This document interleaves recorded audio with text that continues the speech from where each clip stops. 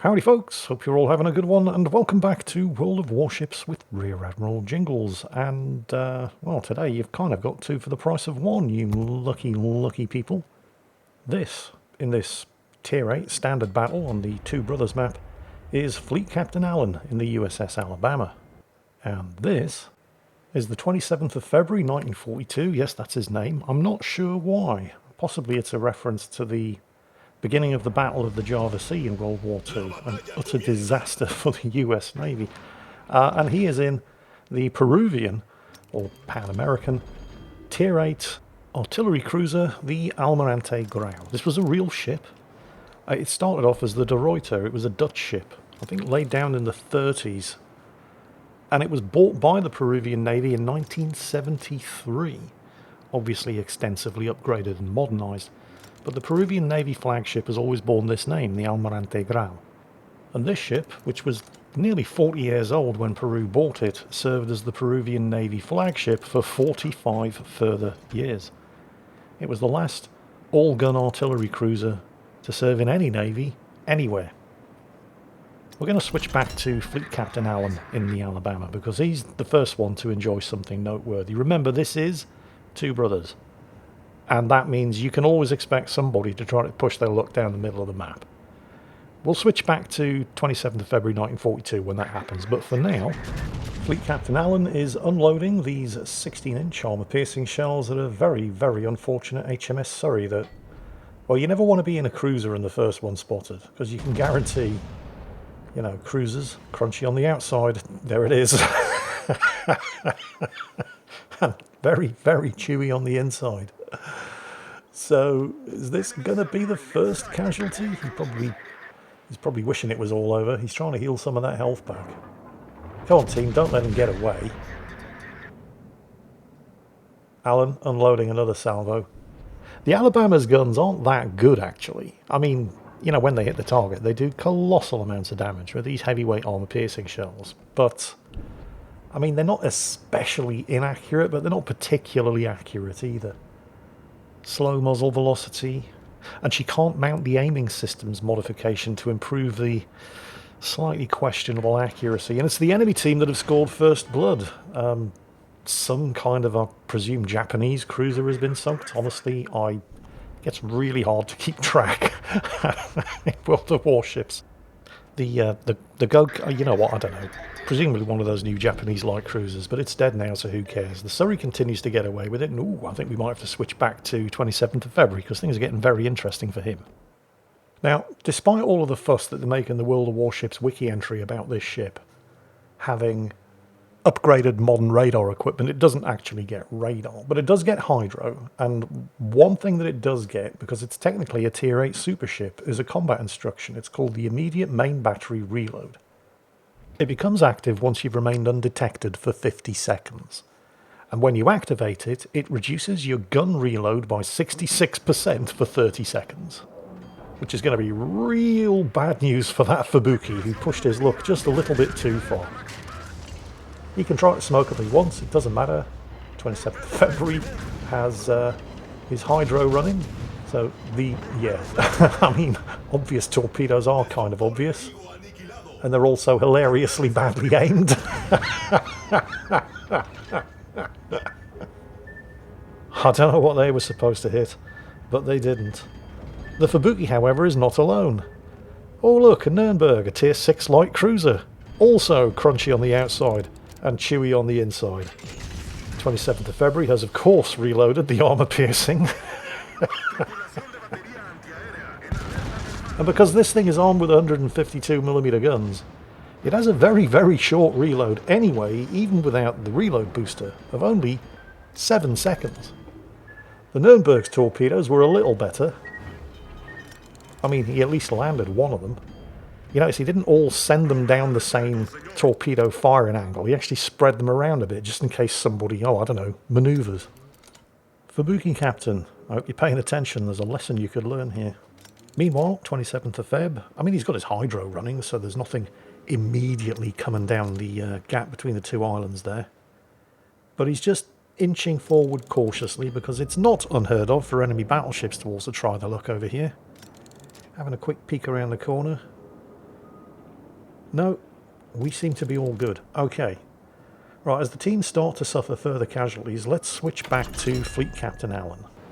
The team have been doing way better over on this side of the map than they have on the other side of the map, where they're getting comprehensively spanked. There's a Bismarck over there that just got smacked by somebody.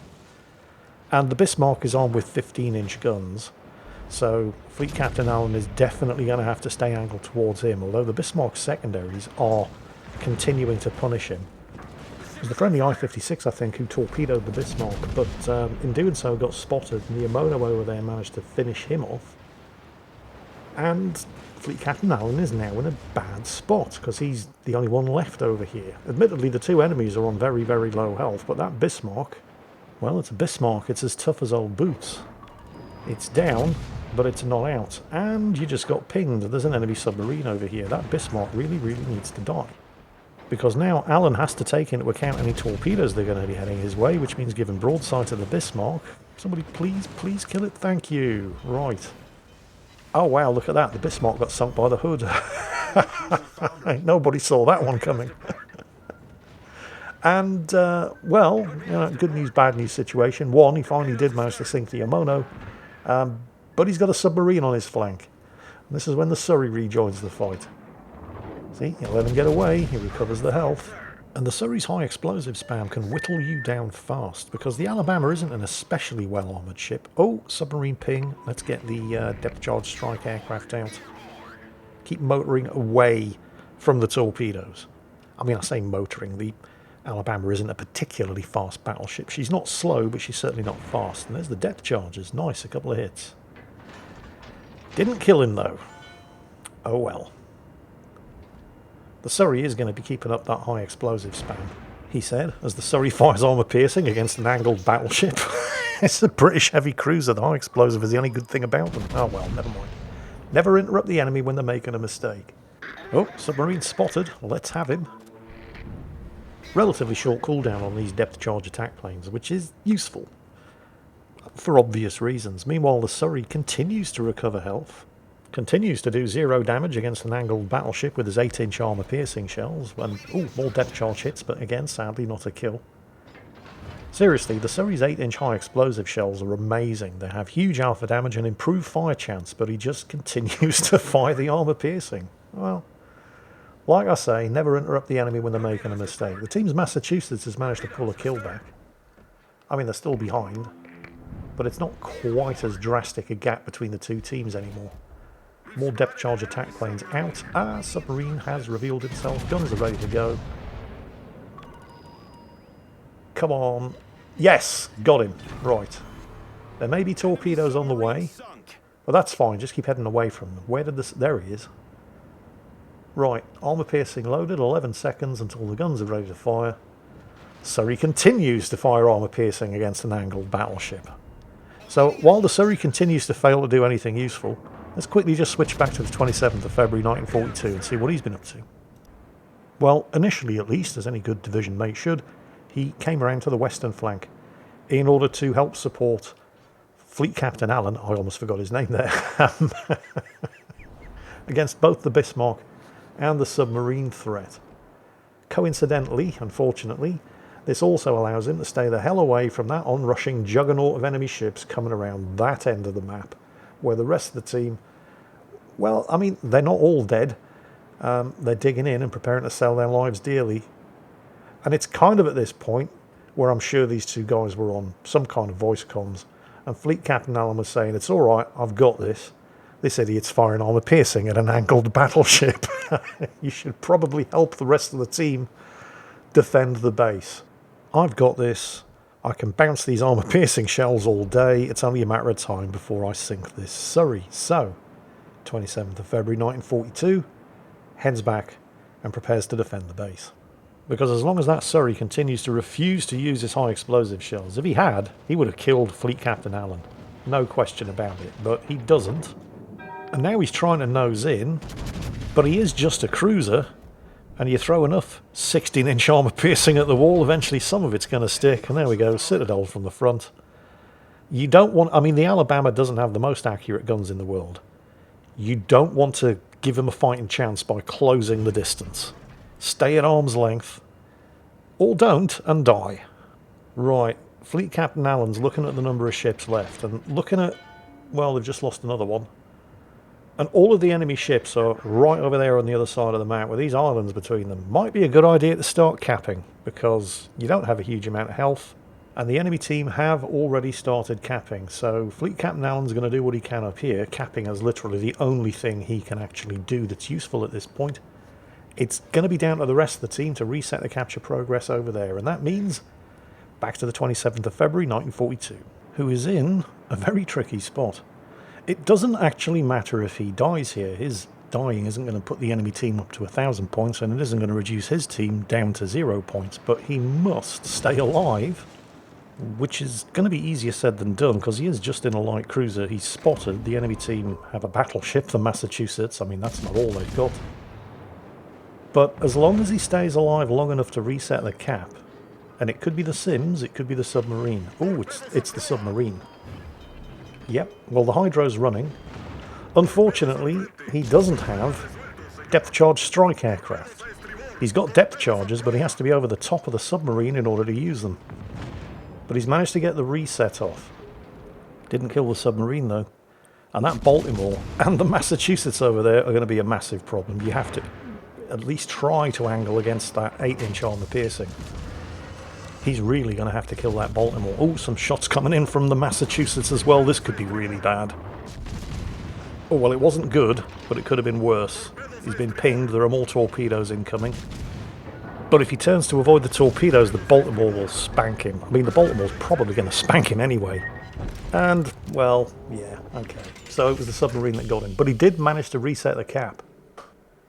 The problem now, of course, is that, well, he didn't kill the Submarine, and the Sims is still unspotted, and if both the Submarine and the Sims get into this cap circle, and in particular, if somebody manages to get a reset off against Fleet Captain Allen, they've lost. Which means the other surviving ship on the team, the Tier 6 light cruiser, the Dido, is going to have to step up. And the Dido is a very, very light cruiser. It kind of blurs the line between cruiser and destroyer. It's only armed with 133mm guns, and it's pretty stealthy, but it's not as stealthy as a Submarine or a Sims. And you know what? The Dido's doing what he can. He's lost sight of the Submarine, he has no idea where the Sims is, but he saw the Baltimore slip into the cap circle, and he does manage to get the reset off against the Baltimore, buying Fleet Captain Allen some precious time. And that's really the best he can do, because, well, Submarine, Destroyer, Heavy Cruiser, and he is just in a Tier 6 light cruiser, but he did what he could. The question is it going to be enough? Back to Fleet Captain Allen. Just in time for the Dido to go down. And yes, the team does depend upon you. Haven't seen that Massachusetts in a while, though, and it looked like he was steaming north the last time we saw him, sending a couple of 16-inch armor-piercing shells in 27th of February 1942's direction. Oh, shit! If any of these shots hit, it's game over. Haha, missed me. And he was inside secondary range as well, or at least he should have been inside secondary range if that was a secondary spec Massachusetts, but for some reason the secondaries didn't fire. And while it is entirely possible to miss the target at a range of 8.1 kilometers with the Massachusetts 16-inch main battery guns, it's not possible for those secondaries to miss. And yet somehow, not only did the secondaries miss, it didn't look like they'd even fired. So, I mean, that one was about as close as it possibly gets. That was some great teamwork there between the 27th of February 1942 in the Almirante Grau and Fleet Captain Allen here in the USS Alabama, grabbing that one by the skin of their teeth. Hope you enjoyed it, and thank you to both of them for sending those replays in. And as always, take care, and I'll catch you next time.